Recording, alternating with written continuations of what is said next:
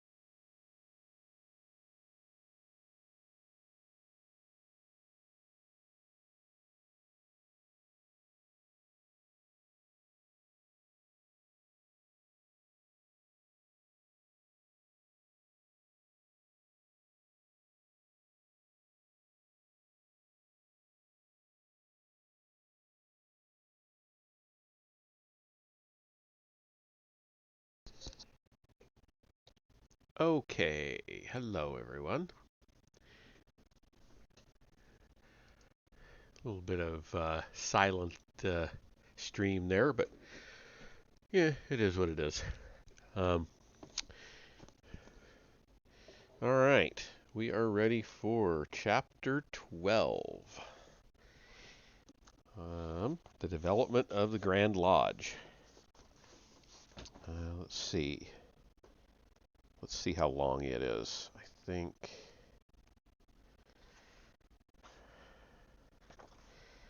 it's 10 pages.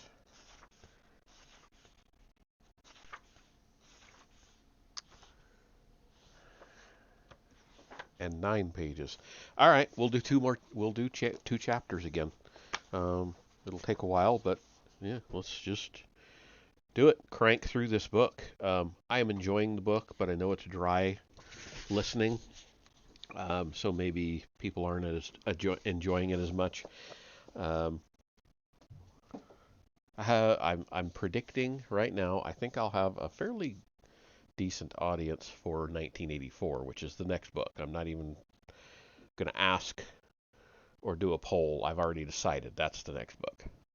I've never actually read it, so it's all new to me, other than just stuff I've heard over the years about it. Anyway, the development of the Grand Lodge. It is difficult to say precisely how much Freemasonry as it evolved in Scotland owed to the old Templar heritage and Templar traditions. At the beginning of the 18th century, whatever link there may have been between them was long lost, and no new link had been forged. Freemasonry had not yet publicly attempted to claim a Templar pedigree for itself, and while Claverhouse and his brother are extremely likely to have been Masons, no documentation survives to confirm that they were. If a Templar cross was indeed passed from Claverhouse to his brother, and thence to the Abbey Calmet, this may attest some species of Templar survival, but it constitutes no direct connection with Freemasonry. When the Templar mystique surfaced again, it was to do so primarily, as we shall see, in France. Ugh. Freemasonry, in the meantime, had come to play a much more central role in English affairs. Under William and Mary, Protestantism regained its supremacy in England. By an act of Parliament which obtains to the present day, all Catholics were precluded from the throne, as was anyone married to a Catholic. Thus a repetition of the circumstances which had precipitated the 1688 revolution was effectively forestalled. In 1702, 8 years after his wife, William of Orange died. He was succeeded by Queen Anne, his sister-in-law, and James II's younger daughter. She in turn was succeeded in 1714 by George I, grandson of Elizabeth Stuart and Friedrich, Count Palatine of the Rhine. When George died in 1727, the throne passed to his son George II, who reigned until 1760. For 60 years following William's accession in 1688, the exiled Stuarts clung tenaciously to their dream of regaining the kingdom they had lost. The deposed James II died in 1701, to be succeeded by his son James III, the so-called Old Pretender. He in turn was succeeded as claimant by his son, the Young Pretender Charles Edward, Bonnie Prince Charlie. Under these three monarchs in exile, Jacobite circles on the continent were to remain hotbeds of conspiracy and political intrigue. Nor were they ineffectual. In 1708, a projected Stuart invasion of Scotland was mounted, supported by French troops and transported by French ships. England, with most of her troops committed to the War of the Spanish Succession, was ill-equipped to counter this threat, and the invasion would very likely have proved successful but for a combination of bad luck, Jacobite dithering, and French apathy. In the event, the whole project foundered, but 7 years later, in 1715, Scotland rose in a full-scale revolt under the Earl of Mar, who, as we have seen, was alleged to have succeeded Claverhouse as Grand Master of the latter-day Templars. Also joining in the rebellion was Lord George Seton, Earl of Winton, whose title was forfeited as a result, and the earldom allowed to lapse while he himself was condemned to death. In 1716, however, he escaped from the Tower of London and joined the exiled Stuart pretenders in France. He remained active in Jacobite affairs for the rest of his life, and in 1736 he became master of an important Jacobite Masonic lodge in Rome. The revolt was put down, but only at considerable cost, and the exiled Stuarts were to remain a threat for another 30 years. Only after the invasion and full-scale military operations of 1745 and 6 was this threat at last to recede. Mm. 9/11. Okay. I still can't see those advertisements. That's annoying. In 1688, revolution had introduced a number of modern, much-needed reforms, including and not least a Bill of Rights. At the same time, however, British society had been grievously split.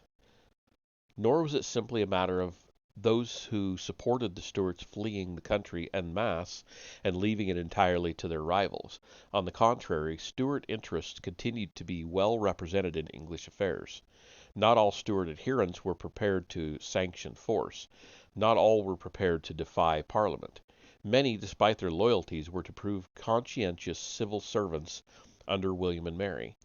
Under Anne, under the Hanoverians. Such was the case, for example, with Sir Isaac Newton. But if William and Mary and Anne were reasonably popular monarchs, the Hanoverians were not, and there were many in England who publicly, unabashedly, without actually slipping into official treason, inveighed against the detested German sovereigns and agitated for a return of the Stuarts, whom they regarded as the country's rightful dynasty. It was among these Stuart sympathizers that the modern-day Tory party originated and came of age. The early 18th century Tories had arisen in the late 1670s out of the old pre-Civil War Cavalier class. Most were high church Anglican or Anglo-Catholic. Most were landowners and sought to concentrate power in the hands of landed gentry. Virtually all of them esteemed the crown above Parliament and insisted on the Stuarts' hereditary right to the throne. Thank you.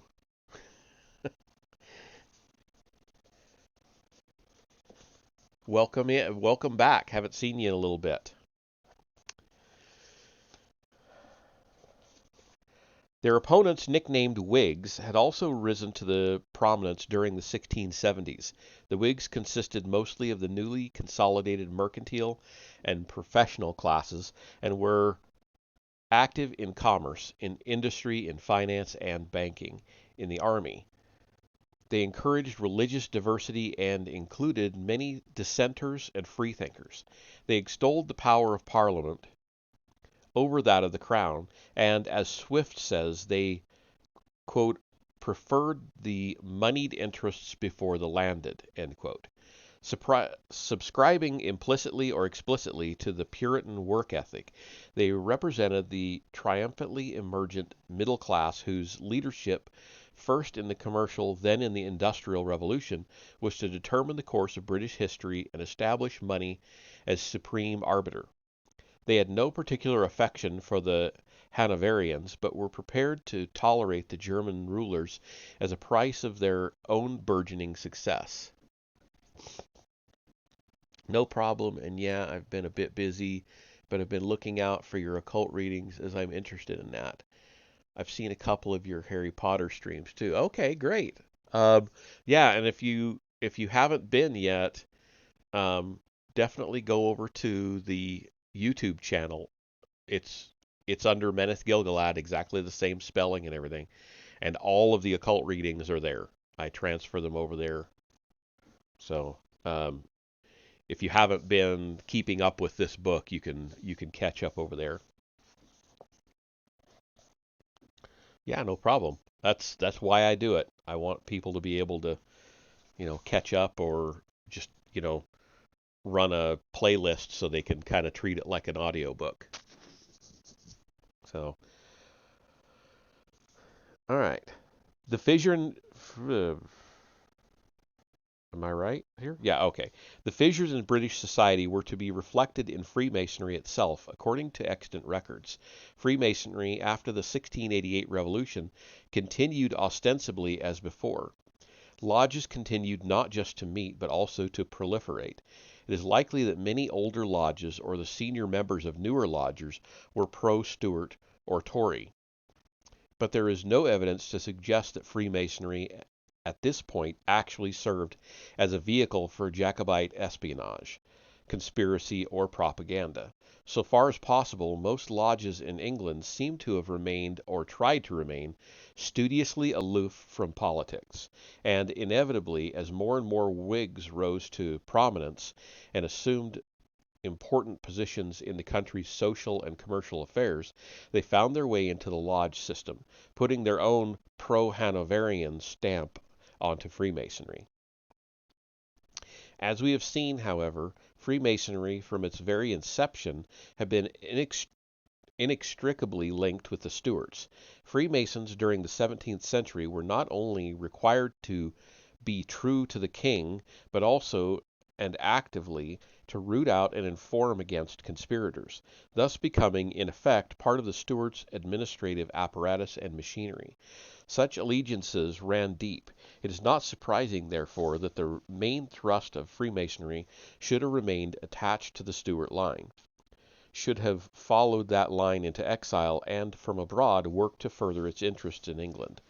During the first third or so of the 18th century, Freemasonic lodges might be either Whig or Tory, Hanoverian or Jacobite. But it was the Tories in England and the Jacobites abroad who possessed more of the institution's history and heritage. They constituted the mainstream, while other developments were but tributaries. In England, prominent Freemasons like the Duke of Wharton were also professed Jacobites.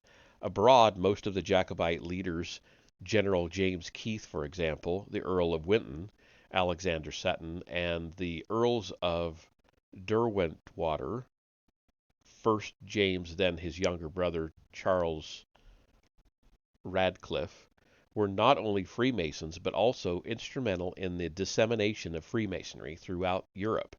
After the suppression of the 1745 rebellion, a number of illustrious Freemasons were to be sentenced to death for their service to the Jacobite cause. Derwentwater, who had formerly been Grand Master of French Freemasonry, and the Earls of Kilmarnock and Cromarty, who had been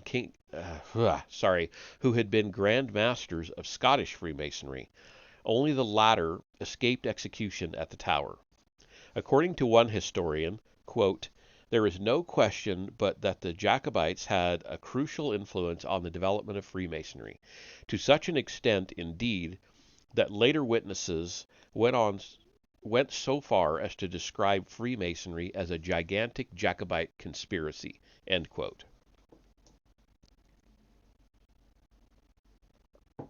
We would argue that the Jacobites did not just have a crucial influence on the development of Freemasonry. We would argue that they were, at least initially, its chief custodians and propagators, and when Grand Lodge, subsequently to become the primary repository of English Freemasonry, was created in 1717, it was created in a large part as a Whig or Hanoverian attempt to break what had hitherto been a virtual Jacobite monopoly. The centralization of English Freemasonry. Grand Lodge of England was created on 24 June 1717, St. John's Day, the day formerly held sacred by the Templars. There were initially 4 London lodges which, in a manifest thrust towards centralization, chose to amalgamate into one organization and elect a Grand Lodge as a governing body. They quickly drew more lodges into their fold, and by 1723 the original 4 lodges had increased in number to 52. The usual explanation for the coalescence of Grand Lodge is astonishingly bland, or disingenuous. According to one writer, it came into being for the frankly social purpose of providing an occasion at which the members of a few London lodges could meet. One is also told that the period was one of the general enthusiasm for clubs and societies, and that the dissemination and proliferation of English Freemasonry was a consequence of this enthusiasm, and yet there is no comparable movement towards centralization among the various dining and drinking clubs of the time, or the burgeoning antiquarian, bibliographical, and scientific societies. It is specifically in Freemasonry that the emphasis is not just on proliferation, but even more crucially on centralization. Thus, for example, of the 52 lodges comprising Grand Lodge in 1723, at least 26 appear to have predated Grand Lodge's foundation in 1717. Their entry into the historical record, in other words, results not from their proliferation, but from their preparedness to centralize. According to J.R. Clarke, a Freemasonic historian writing in 1967, quote, I think that in 1717 there was a much more serious reason for the cooperation. It was made necessary by the political state of the country, end quote. Clarke goes on to stress the effusive demonstrations of pro-Hanoverian allegiance in the inaugural meeting of Grand Lodge, the drinking of loyal toasts to King George, the singing of loyal songs, and he rightly concludes that such an exaggerated display of patriotic fervor must be seen as an attempt to prove that Freemasons were not Jacobites, a display which would hardly have been necessary were there not some reason to suspect that they were. Historians today tend to think of the Scottish Rebellion of 1715 and the foundation of Grand Lodge in 1717 as two distinct events, separated by a full 2 years. In fact, however, the 1715 rebellion was not finally and completely suppressed until the execution of Lords Kenmure and James Lords Kenmure and James Derwentwater in February 1716, and the plans for the amalgamation which formed Grand Lodge were made well before the event, during the previous summer or autumn of 1716.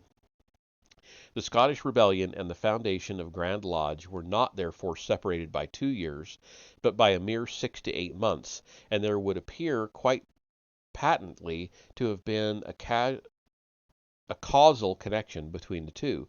It is as if the pro-Hanoverian establishment, envious of the network which Freemasonry provided for its Jacobite rivals, deliberately sought to foster a parallel network of its own, as if it sought to compete very much in the enterprising free market spirit of early Georgian England.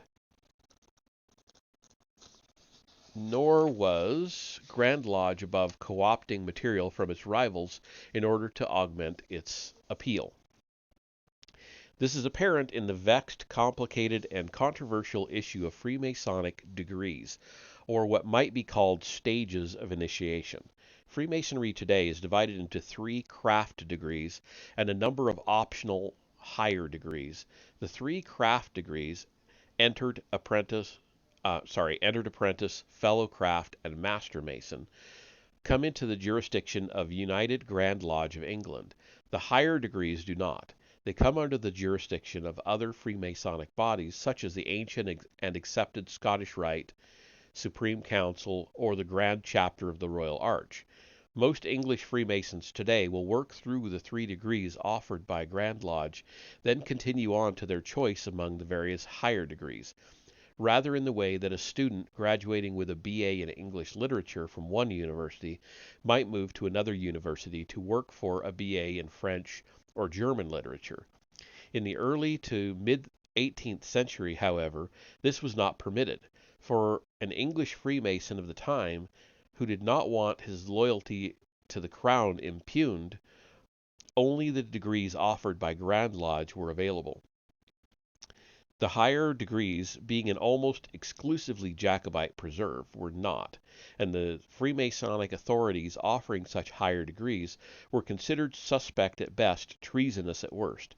Arguments will rage about the matter, but it is widely acknowledged today that what are now called higher degrees not only originated in Jacobite Freemasonry, but in fact had been there all along.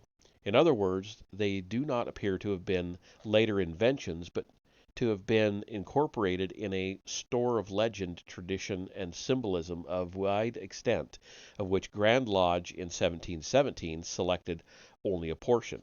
And according to one Freemasonic historian, quote, what our Jacobite brethren did was to take still other portions of the same store, adapting them in a manner which to them seemed perfectly justifiable to the service of that cause which for them was sacred. The cause was passed away has passed away, but freed from all political associations, many of the degrees remain. End quote. In other words, the higher degrees seem to have involved aspects of Freemasonic ritual, tradition, and history which were simply not known or available to Grand Lodge, or which would have been too politically volatile for Grand Lodge to accommodate, and which had therefore to be repudiated.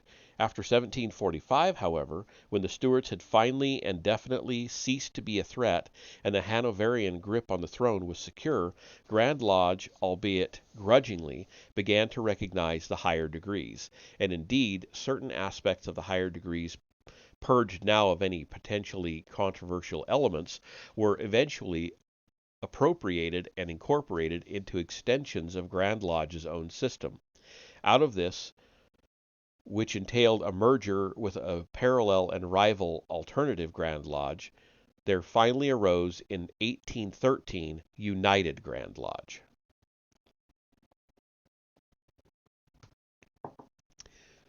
Most English Freemasonic history today has been written by scholars working under the auspices of United Grand Lodge.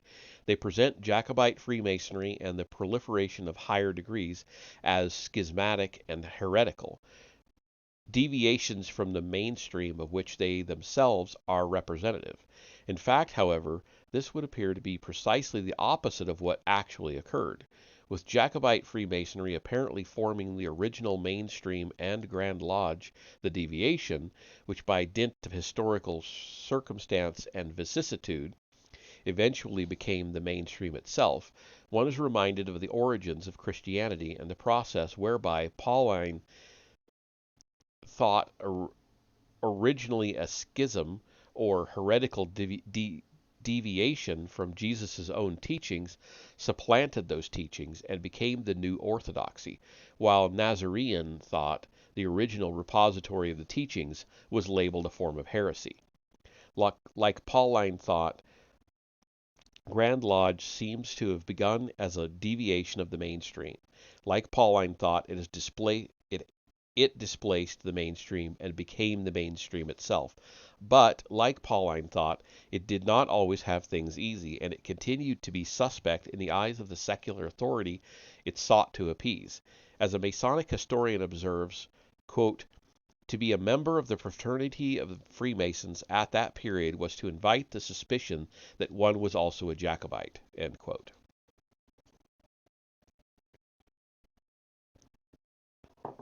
The influence of English Freemasonry.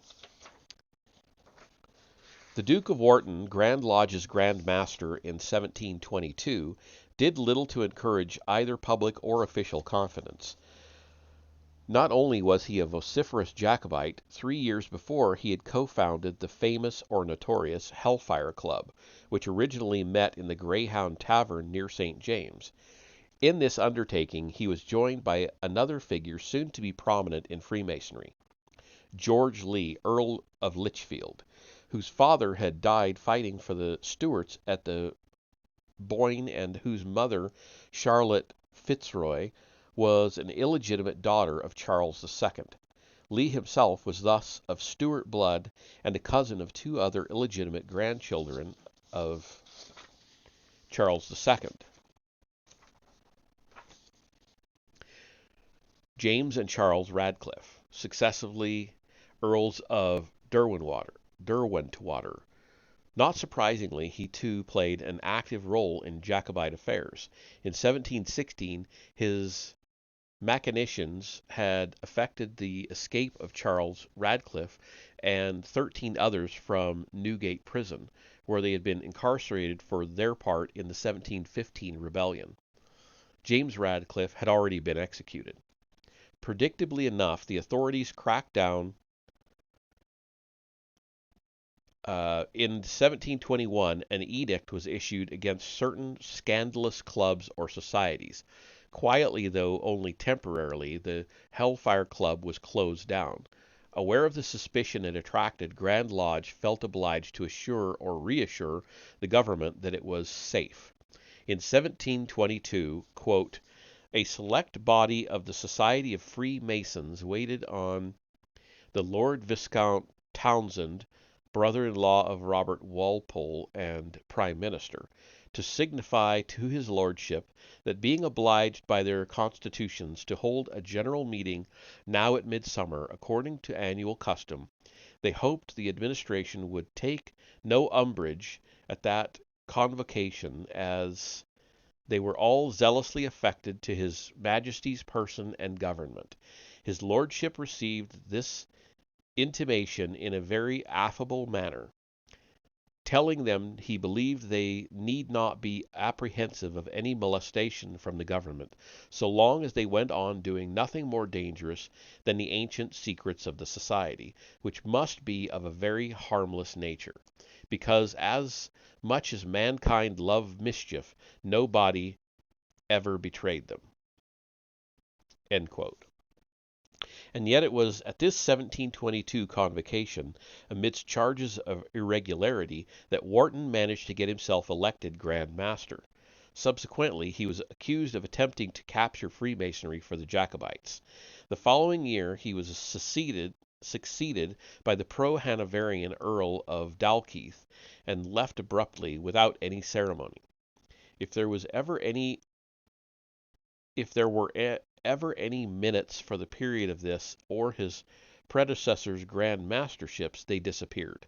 Officially, Grand Lodge's minutes begin on 25 November 1723, under Dalkeith's Grand Mastership. In September 1722, an ambitious, if rather half-baked Jacobite plot was exposed to foment a rising in London, capture the Tower, and hold it until the rebels could be joined by an invasion force from France. Among the conspirators implicated in this plot was Dr. John Arbuthnot, a prominent Freemason and former royal physician to Queen Anne. Arbuthnot's closest friends included a number of other distinguished Freemasons, among them Pope and Swift, who, though not involved in the plan, suffered some degree of stigma by association. The September plot undid most of the credibility Grand Lodge had endeavored to establish for itself earlier in the year, and dictated the need for fresh assurances. In 1723, as if to allay once and for all any suspicions of subversive political activity, there appeared the famous constitutions of James Anderson. Anderson, a minister of the Scots Church in St. James and chaplain to the staunchly pro-Hanoverian Earl of Buchan, was a member of the immensely influential Horn Lodge, which included such pillars of the establishment as the Duke of Queensborough, the Duke of Richmond, Lord Paisley, and, by 1725, Newton's associate, John de Saguier.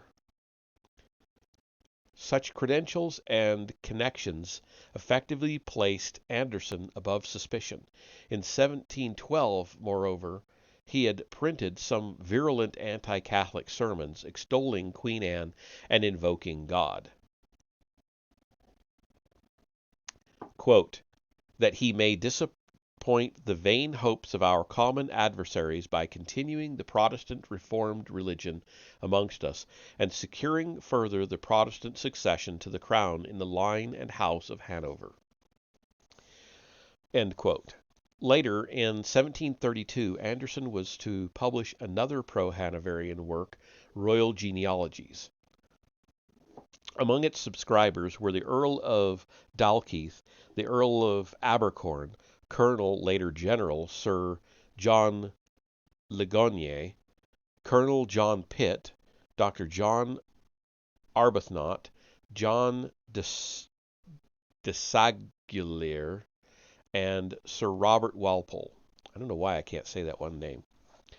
Anderson's constitutions became, in effect, the Bible for English Freemasonry.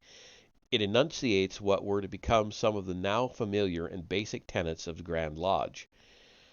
The first article, in its sheer vagueness, remains to this day a point of debate, interpretation, and contention.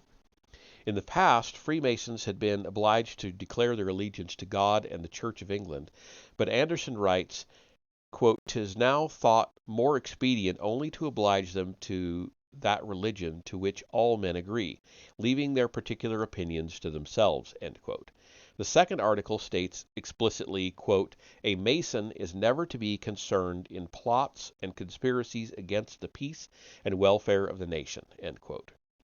According to the sixth article, no arguments pertaining to religion or politics are to be countenanced in the lodge. The constitutions do not entirely allay all suspicion. As late as 1737, a long letter appeared in two London journals warning that Freemasonry was dangerous to English society because it was secretly serving the Stuart cause. Pretentious allusions were made to certain special lodges which were privy to crucial information and withheld it from ordinary Freemasons. These lodges, which, quote, "admit even Jacobites, non-jurors, and papists," end quote, were said to be recruiting on behalf of Stuart interests. The anonymous author admitted that many Freemasons were loyal supporters of the Crown, but then asked, quote, "How can we be sure that those persons who are known to be well affected are let into all their mysteries?" End quote. By then, however, such paranoia had become the exception rather than the rule. With Anderson's constitutions, Grand Lodge became respectable and increasingly unimpugnable social and cultural adjunct of the Hanoverian regime, which was to extend eventually up to the throne. In Scotland, in Ireland, and on the continent, other forms of Freemasonry, as we shall see, continued active.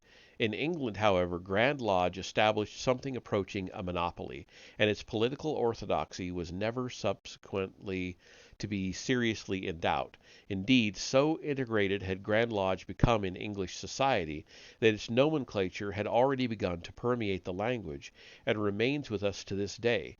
Phrases such as "standing foursquare," "on the level," "taking a man's measure," "subjecting a person to the third degree," and many others certainly derive from Freemasonry. That's interesting. I've never heard that. In the 1730s, Grand Lodge had begun to take a burgeoning interest in North America and to warrant lodges there. That is, to sponsor lodges as affiliates of itself. In 1732, for example, General James Oglethorpe founded the colony of Georgia and became 2 years later master of Georgia's first Freemasonic lodge. Oglethorpe's own political allegiances were ambiguous. Most of his family were active Jacobites. 3 of his sisters were particularly militant on behalf of the Stuart cause, as was his elder brother, exiled for seditious activity. In the 1745 religion, Oglethorpe himself commanded British troops in the field, and displayed such apathy in his operations that he was court-martialed. Although he was acquitted, there seems little doubt that he shared his family's sympathies.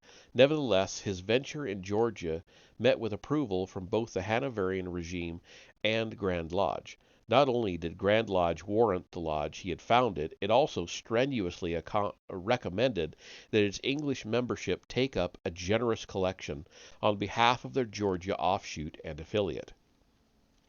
Thus, the third decade of the 18th century, English Freemasonry, under the auspices of Grand Lodge, had become a bastion of the social and cultural establishment, including among its more illustrious brethren de Sagulaires, Pope, Swift, Hogarth, and Boswell, as well as Charles de Lorraine, future husband of the Austrian Empress Maria Theresa. As we have seen, it had begun as a deviation from the mainstream, and then, so far at least as England was concerned, became the mainstream itself. In some respects, the Freemasonry of Grand Lodge may have been less complete than that of the Jacobites, less privy to ancient secrets, less heir to the original traditions. And yet, despite all this, or perhaps precisely because of it, the Freemasonry of Grand Lodge performed a social and cultural function that its rivals did not. Grand Lodge suffused the whole of English society and inculcated its values into the very fabric of English thought, insisting on a universal brotherhood which transcended national frontiers. English Freemasonry was to exert a profound influence on the greater reformers of the 18th century, on David Hume, for example, on Voltaire, Diderot, Montesquieu, and Rousseau,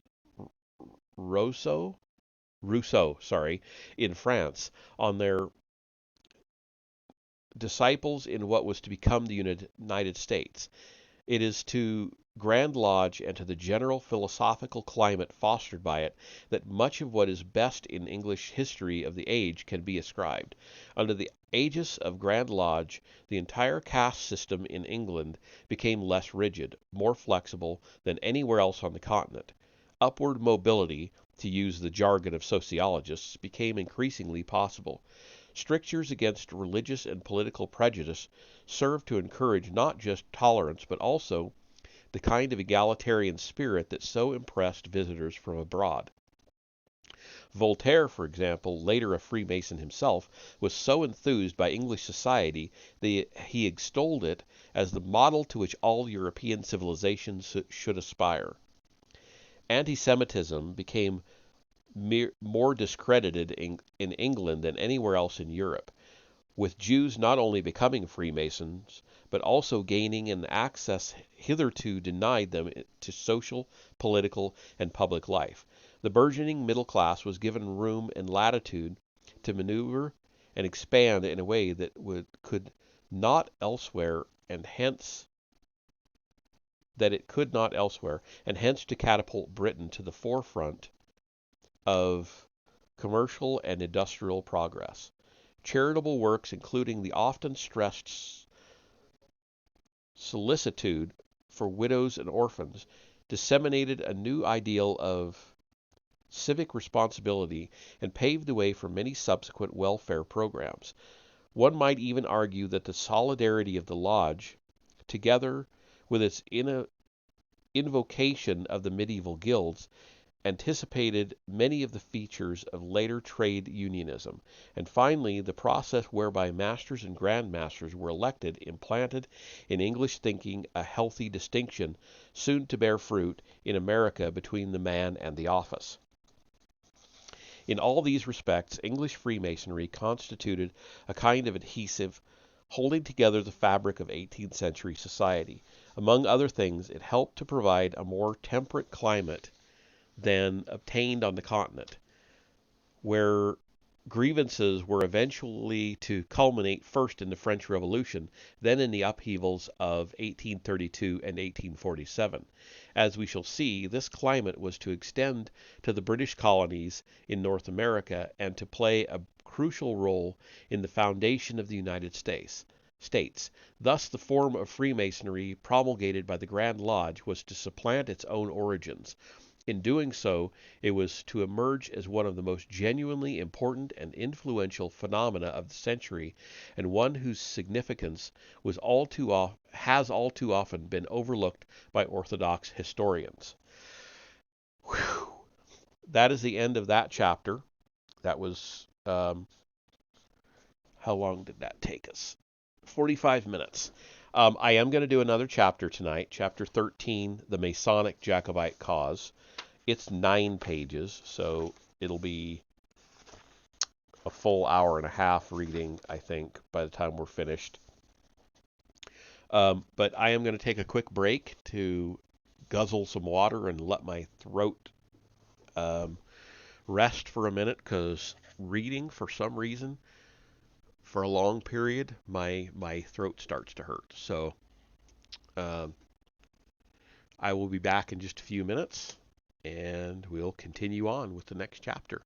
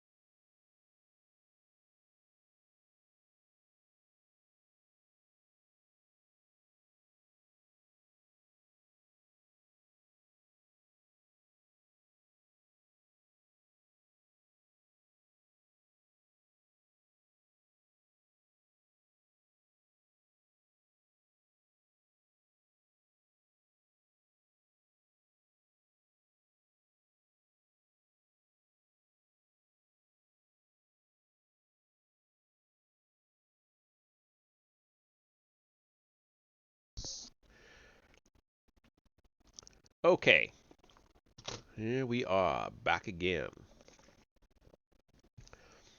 We jump straight on into this 13th chapter. It's 9 pages, so it'll be 10:30 by the time I get done. 10:30 my time, Mountain Time. All right, the Masonic Jacobite cause. While Grand Lodge was thriving, pro-Jacobite lodges in England were driven increasingly underground. Some certainly persisted, particularly in the northeast, around Newcastle and the Radcliffe family estates at Derwentwater. But the prevailing climate afforded them little latitude for expansion or development. The same obtained for Scotland, where much evidence pertaining to Freemasonry between 1689 and 1745 was lost, deliberately or otherwise, in the tumult of events. Ireland, however, was a different matter. As early as 1688, Freemasonry was well known in Ireland.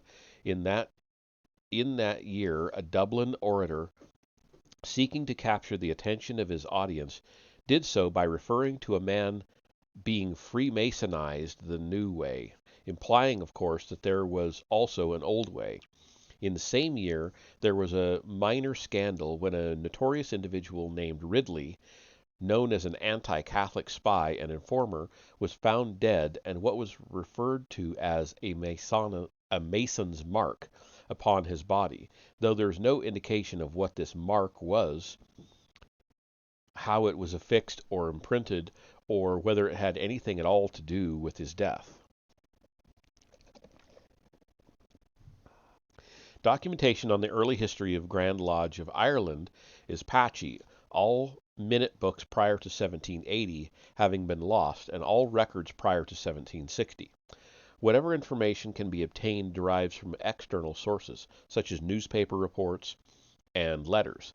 The evidence available indicates that Irish Grand Lodge was formed around 1723 or 1724, 6 or 7 years after its English rival. The first Grand Master was the Duke of Montague, who in 1721 had presided over Grand Lodge of England. Montague was a godson of George I and staunchly pro-Hanoverian. Not surprisingly, given the depth and pervasiveness of Stuart allegiances in Ireland, he got up numerous noses, and Irish Grand Lodge was plagued by internal squabbles. Between 1725 and 1731, there was a total lacuna in its history. I don't know what that word is. I've never seen it before. Lacuna. I'll have to look it up later. A total lacuna in its history, and later commentators have concluded it must have been hopelessly split between Hanoverian supporters and Jacobites. In March 1731, there appears to have been some consolidation under the Grand Mastership of the Earl of Ross. A month later, Ross was succeeded by James, Lord Kingston. He, too, in 1728, had presided over the Grand Lodge of England, but after 1730, when English Grand Lodge ratified certain unspecified changes, confined his zeal to Irish Freemasonry. Kingston was to personify the orientation of Irish Grand Lodge. He had a Jacobite past and came from a Jacobite family. His father had been a courtier to James II and had followed the deposed king into exile, returning to Ireland in 1693 to be first pardoned, later arrested, and charged with recruiting military personnel for the Stuart cause. In 1722, Kingston himself had incurred similar accusations. Irish Grand Lodge was thus to remain a repository for the aspects of Freemasonry which the Grand Lodge of England repudiated or disowned, and it was the Freemasonry of Irish Grand Lodge that the numerous British regiments passing through Ireland or stationed there in garrison were to be exposed. When the network of regimental field lodges began to proliferate through the English army, most of them, at least initially, were warranted by Irish Grand Lodge. This was to be immensely important, but its effects were not to become apparent for another quarter of a century. In the meantime, the original mainstream of Freemasonry had moved with the exiled Stuarts to the continent. It was in France, in the period immediately prior to 1745, that the most consequential developments were to occur, and it was in France that Jacobite Freemasonry was to become integrated, or perhaps reintegrated, with the old Templar heritage. The earliest lodges. Freemasonry seems to have come to France with contingents of the defeated Jacobite army between 1688 and 1691.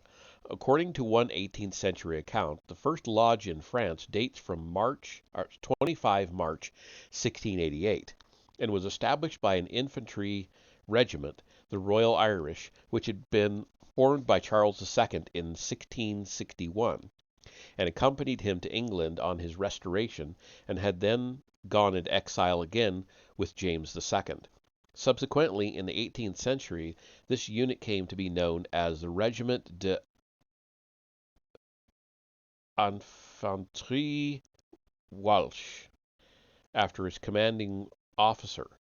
The Walshes were a prominent family of exiled Irish shipowners. One member of the family, Captain James Walsh, provided the ship which carried James II to safety in France. Later, Walsh and his kinsmen founded a major shipbuilding concern at St. Malo, which specialized in furnishing the French Navy with warships. At the same time, they remained fervently loyal to the Jacobite cause. 2 generations later, Walsh's grandson, Anthony Vincent Walsh, together with Dominic O'Hagerty, another influential merchant and shipowner, was to provide the vessels on which Charles Edward Stuart launched his invasion of England. In recognition of this service, Anthony Walsh was created an earl by the exiled Stuarts, and his title was officially recognized by the French government. In France, the Irish military men responsible for the transplantation of Freemasonry moved naturally enough in the same circles as pro-Stuart refugees from Scotland, such as David Graham, the brother of John Claverhouse, Viscount Dundee, alleged to have been found after Killiecrankie with a Templar cross. If Freemasonry had previously, for a time, lost contact with the skein of Templar tradition, that contact was re-established in France during the first quarter of the 18th century, and France was to provide fertile soil for both Freemasonry and the Templar mystique. In many respects, it had been a Frenchman, René Descartes, who early in the 17th century first embodied what was to become the prevailing mentality of the 18th. In France, however, the combined pressures of church and state had provided inimical and the impetus of Cartesian thought had passed to England, where it manifested itself through men such as Locke, Boyle, Hume, and Newton, as well as through such institutions as the Royal Society and Freemasonry itself. It was therefore to England that progressive-minded French thinkers such as Montesquieu and Voltaire looked for new ideas. They and their countrymen were to prove particularly receptive to Freemasonry. But if Freemasonry first came to France in 1688, some 35 years were to elapse before the first authoritatively documented native French lodge was established. This was formed in 1725, according to most sources. In 1726, according to one other which may be more reliable. Its primary founder was Charles Radcliffe, Earl of Derwentwater, whose elder brother, James, had been executed for his part in the 1715 rebellion. Radcliffe's co-founders included Sir James Hector Maclean, chief of the Maclean clan, Dominic O'Hagerty, the wealthy expatriate merchant and shipowner who, along with Anthony Walsh, provided vessels for Charles Edward Stuart's expedition in 1745, and an obscure man said to be a restaurateur whose name appears on surviving documents as Hure or Hurk. One writer has persuasively argued that this may be a corruption of Hurry. Sir John Hurry had been beheaded at Edinburgh in 1650 for his loyalty to the Stuarts. His family had remained militantly Jacobite and were ennobled by Charles II, and it may well have been one of his exiled children or grandchildren who, together with Radcliffe, Maclean, and O'Hagerty, established the first French lodge. In 1729, French lodges were already proliferating within the framework of specifically Jacobite Freemasonry. Not to be outdone by the competition, the Grand Lodge of England began in that year to establish its own affiliated lodges in France. For a time, the two separate systems of Freemasonry pursued parallel and rival courses of development. Although it never managed to impose a monopoly, the Jacobite system gradually gained its ascendancy. Out of it, there eventually evolved in 1773 the most important Freemasonic body in France, the Grand Orient. One of the most prominent Jacobite lodges in France was the Lodge de Bussy. The street in which the lodge was situated, the Rue de Bussy, now the Rue de Bussy, it's just a different spelling, B-U-S-S-Y, changed to B-U-C-I, ran directly into the square in front of Saint-Germain-des-Prés. The other street running into the square was the Rue de Boucherie, where the lodge founded by Radcliffe was located.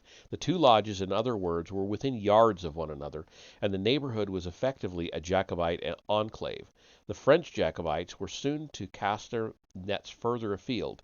In September 1735, for example, the Lodge de Bussy initiated Lord Chewton, son of the Earl of Waldegrave, British ambassador to France, himself a member of the Horn Lodge since 1723, and the Comte de Saint-Florentin, Secretary of State to Louis XV. Among those present were de Salgulier, Montesquieu, and Radcliffe's cousin, the Duke of Richmond. Later in the same year, the Duke of Richmond established a lodge of his own at his chateau of Aubigny-sur-Ner. Sorry, I'm butchering the French, I realize. Although Radcliffe had co-founded the first recorded lodge in France, he was not Grand Master. According to the oldest surviving documents, the first Grand Master, appointed in 1728, was none other than a former Grand Master of the Grand Lodge of England, the Duke of Wharton. Becoming even more militant in his Jacobite sympathies, Wharton, after being supplanted in Grand Lodge, had gone to Vienna, hoping to persuade the Austrian Habsburgs to mount an invasion of England on behalf of the Stuarts. His subsequent peregrinations took him to Rome and then to Madrid, where he founded the first lodge in Spain. While in Paris, he appears to have stayed for a time with the Walsh family. On his return to Spain, he was succeeded as Grand Master of French Freemasonry by Sir James Hector Maclean, Radcliffe's colleague. In 1736, Maclean in turn was succeeded by Radcliffe, the Eminence Grise, who emerged from the wings to assume his position center stage. Radcliffe was one of the two major personalities in the dissemination of Freemasonry throughout France, and the other was an eclectic, peripatetic individual named Andrew Michael Ramsay. Ramsay was born in Scotland sometime during the 1680s. As a young man, he joined a quasi-Rosicrucian society called the Philadelphians, and studied with a close friend of Isaac Newton. He was later to be associated with other friends of Newton, including John de Sagulaire, who was also a particularly close friend of David Hume, and they exercised a reciprocal influence on each other. In 1710, Ramsay was in Cambrai, studying with the man he regarded as his mentor, the liberal mystical Catholic philosopher Francois Fenelon.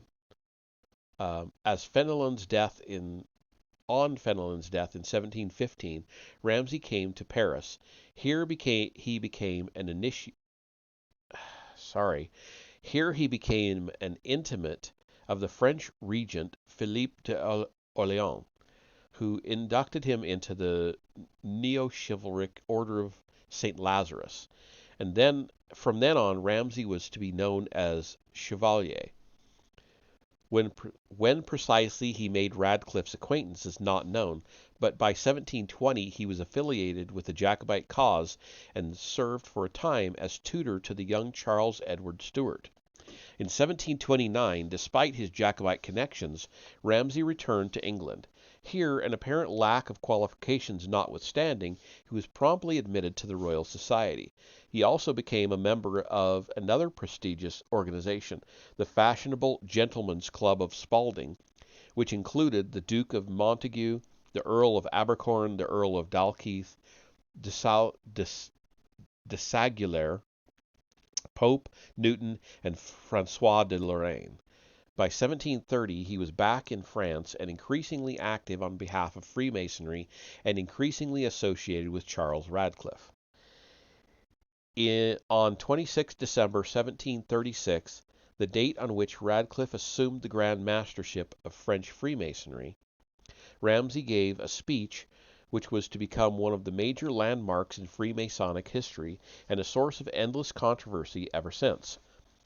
This speech was presented again in a slightly modified version for the general public on 20 March 1737. Became known as Ramsay's Oration. There was an ulterior political motive behind it. France at the time was ruled by Louis XV, then aged 27. The real governing power in the country, however, as Richelieu had been a century before, was the king's chief advisor, Cardinal André Hercule de Fleury. Fleury, tired of war, was anxious to establish a lasting peace with England. In consequence, he was hostile to the hotbed of anti-Hanoverian conspiracy which Jacobite Freemasonry in France had come to be. The Stuarts, for their part, hoped to dissuade Fleury from his desired détente and to keep France the traditional supporter of the Scottish royal house, firmly allied to their dream of regaining the English throne.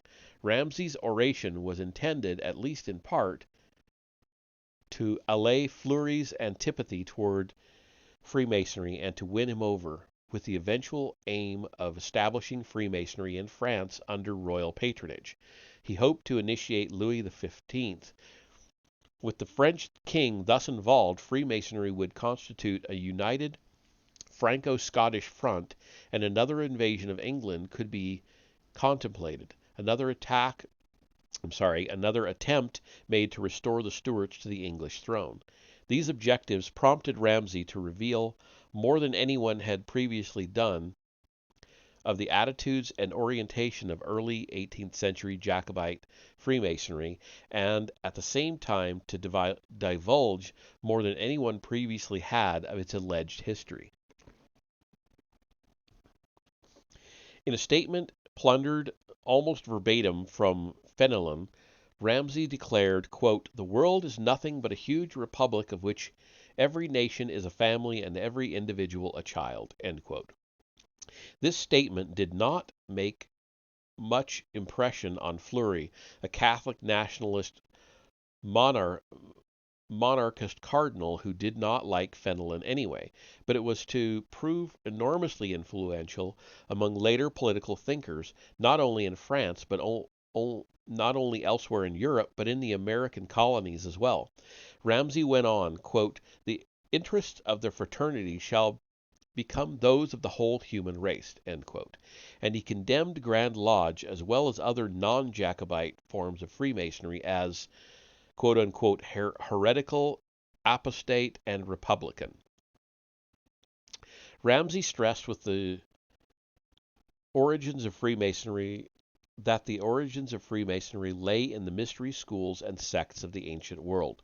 Quote, the word Freemason must therefore not be taken in a literal, gross, and material sense, as if our founders had been simple workers in stone, or merely curious geniuses who wished to perfect the arts.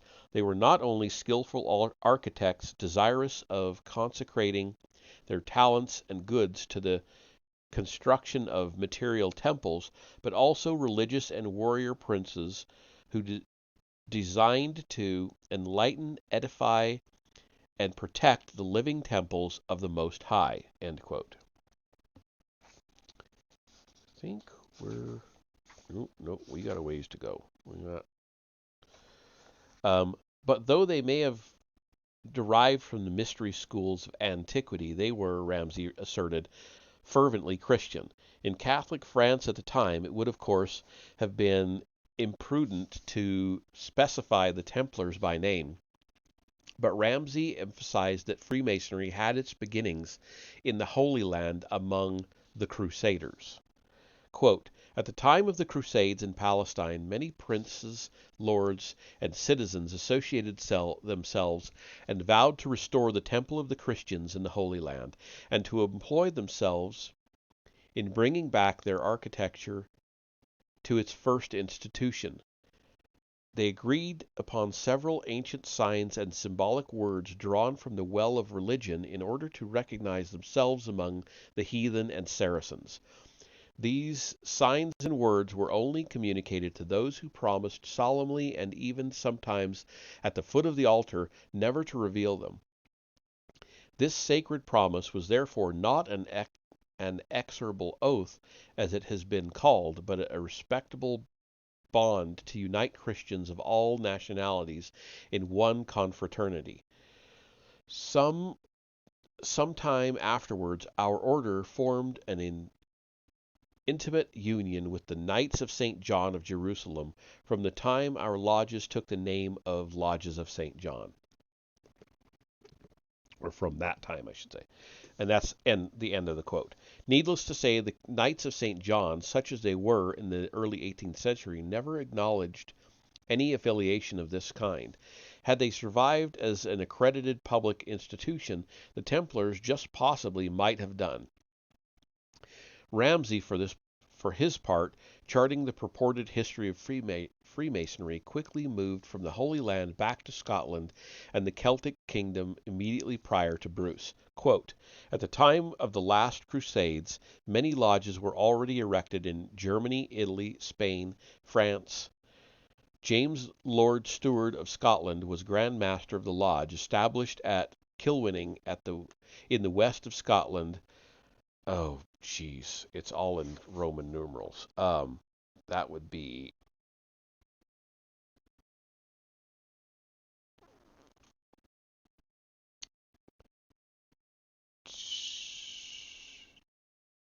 $12.50, 60, 70, 80, 1284. I think, if I'm reading that right. Shortly after the death of Alexander III, King of Scotland, and 1 year before John Balliol mounted the throne, this lord received as Freemasons into his lodge the Earls of Gloucester and Ulster, the one English, the other Irish. End quote. I think I'm reading that right. MCCLXXXVI. So the last is easy. That's 36. If I said 34, I meant 36. M is 1,000. I'm pretty sure C is 100. And L is 50. So, yeah, it would be 1286. 1286, yeah. Okay, moving on. And finally, in an unmistakable reference to the Scots Guard, Ramsay declared that Freemasonry, quote, preserved its splendor among those Scotsmen to whom the kings of France confided during many centuries the safeguard of their royal persons." End quote. The implications and significance of Ramsay's oration will be considered shortly. For the moment, it is sufficient to note that the attempt to win Cardinal Fleury's sympathy and support backfired. 2 years before, in 1735, the police had acted against Freemasonry in Holland. In 1736, they had done so in Sweden. Now, within a few days of Ramsay's second oration, Fleury ordered the French police to follow suit. An immediate investigation of Freemasonry was ordered. 4 months later, on 1 August 1737, the police report was completed. Freemasonry was declared to be innocent of indecency, but potentially dangerous by virtue of the indifference of the order towards religions. On 2 August, Freemasonry was interdicted in France and the Grand Secretary arrested. In a series of police raids, numerous documents and membership lists were confiscated. Fleury and his advisors must surely have been shocked by the extraordinary number of high-ranking nobles and churchmen who proved already to be Freemasons. The chaplain of the Garde du Corps, the King's bodyguard, for example, turned out to be a member of the Jacobite Grand Lodge, Bussy-Aumont, as the Old Lodge Debussy had come to be called. So too was the Guard's quartermaster. Indeed, virtually all members of the lodge were officers, officials, or intimates of the court. Rome was already alarmed, and there can be little doubt that Fleury applied pressure to his ecclesiastical colleagues and superiors. Even before the investigation in France was completed, Pope Clement XII acted. On 24 April 1738, a papal bull, quote, "in eminenti apostolatus specula," end quote, forbade all Catholics to become Freemasons under threat of excommunication. 2 years later, in the Papal States, membership in a lodge was punishable by death. According to one authority on the subject, the first effect of Clement's bull may have been to force Radcliffe's removal as Grand Master of French Freemasonry. Within a year, he was replaced by a French aristocrat, the Duc d'Antin. The Duke, in turn, was succeeded in 1743 by the Comte de Clermont, a prince of the blood. It is thus clear that the papal bull had a fairly minimal effect in dissuading French Catholics from becoming Freemasons. On the contrary, after the promulgation of the bull, some of the most illustrious names in France became involved. Even the king seems to have been on the point of joining a lodge. The Pope, it would appear, accomplished nothing save to topple the Jacobites from their former position of supremacy in French Freemasonic affairs. From the time of the papal bull on, the Jacobites were to play a progressively less influential role in French Freemasonry, and ceased completely to affect its evolution and development. Eventually, as we have noted, Grand Orient was to emerge as the chief repository of Freemasonry in France.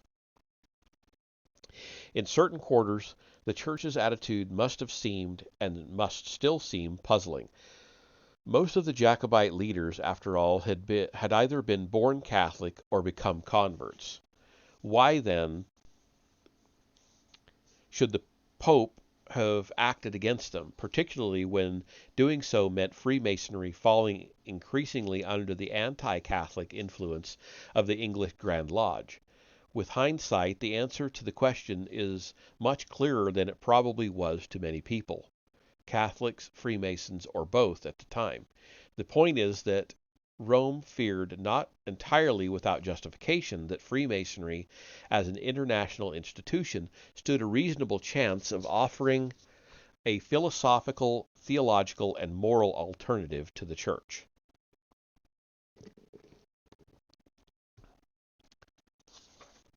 Yeah, okay, we've got just under 2 pages left. Prior to the Lutheran Reformation, the Church had provided with whatever qualified success, a species of international forum. Potentates and princes, though their nations might war with each other, were still nominally Catholic and acted under the Church's umbrella. Their people might sin, but they sinned according to the context and definition established by Rome. As long as the Church's umbrella remained in place, it ensured that channels of communication remained open between belligerents, and that, in theory at least, Rome could act as arbiter. With the Reformation, of course, the Church was no longer able to function in that capacity, having lost her authority among the Protestant states of northern Europe. But she still enjoyed considerable currency in Italy, in southern Germany, in France, in Spain, in Austria, and the domains of the Holy Roman Empire. Freemasonry threatened to offer the kind of international forum that Rome had provided prior to the Reformation, to furnish an arena for dialogue, a network of communications, a blueprint for European unity that transcended the Church's sphere of influence and rendered the Church irrelevant. Freemasonry threatened to become, in effect, something like the League of Nations or United Nations of its day. It is worth repeating Ramsay's statement in his oration. Quote, "The world is nothing but a huge republic of which every nation is a family and every individual a child." End quote. Freemasonry may not have been any more successful in fostering unity than the Church had been, but it could hardly have been less so. A few years after Clement's Bull, for example, Austria and Prussia were at war. Both Frederick the Great, King of Prussia, and Francois, Emperor of Austria, were Freemasons. By virtue of this common bond, the lodge offered an opportunity for dialogue, and at least a prospect of peace. It was in an effort futile in the event, and even, it might be regarded, counterproductive, to preclude such developments that Rome acted against Freemasonry. The Jacobites and Jacobite Freemasonry on the continent were incidental casualties of much broader considerations, and their fall from prominence was probably, in the end, more costly to Rome than leaving their status intact would have been. As we have seen, the papal bull intended to exclude Catholics from Freemasonry proved signally ineffectual. Indeed, it was precisely in the Roman sphere of influence that Freemasonry during the next half century was to spread most vigorously and to assume some of its wilder, more exotic and extravagant permutations. It was patronized more enthusiastically by Catholic potentates, Francois of Austria, for example, than by anyone else, and it was to prove most influential precisely within such bastions of Roman authority as Italy and Spain. By casting Freemasonry as a villain, Rome, in effect, turned it into a refuge and rallying point for her own adversaries. In England, Grand Lodge became progressively more divorced from both religion and politics. It fostered a spirit of moderation, tolerance, and flexibility, and often worked hand in hand with the Anglican Church, many of whose clergy were themselves Freemasons and found no conflict of allegiance. In Catholic Europe, on the other hand, Freemasonry became a repository of militantly anti-clerical, anti-establishment, eventually revolutionary sentiment and activity. True, many lodges remained bulwarks of conservatism, even reaction, but many more played a vital role in radical movements. In France, for example, prominent Freemasons such as the Marquis de Lafayette, Philippe Égalité, Danton, and Saillet, I don't know how to pronounce that one, acting in accordance with Freemasonic ideals, were prime movers in the events of 1789 and everything that followed. In Bavaria, in Spain, in Austria, Freemasonry was to provide a focus of resistance to authoritarian regimes, and it functioned prominently in the movements culminating with the revolutions of 1848. The whole of the campaign leading to the unification of Italy from the revolutionaries of the late 18th century through Mazzini to Garibaldi could be described as essentially Freemasonic. and from the ranks of 19th century European Freemasonry there emerged a figure who was to cast the sinister shadow of terrorism not only over his own age but over ours as well, a man named Mikhail Bakunin. And that is the end of that chapter. And so we will pick up chapter 14 on Thursday. And let's see how long that one is. Well, we got some pictures. So that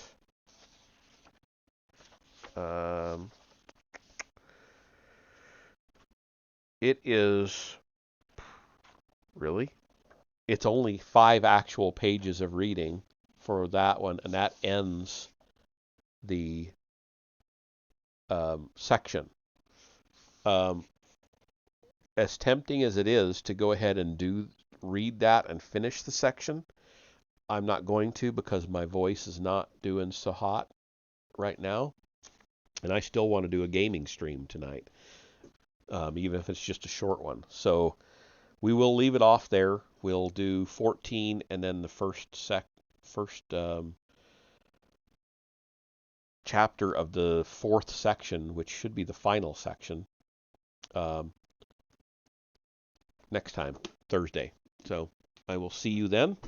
We'll go ahead and end it. I'll take a break to eat my dinner and come back to do some gaming. I'm playing We Happy Few tonight. So I will see you in a little bit.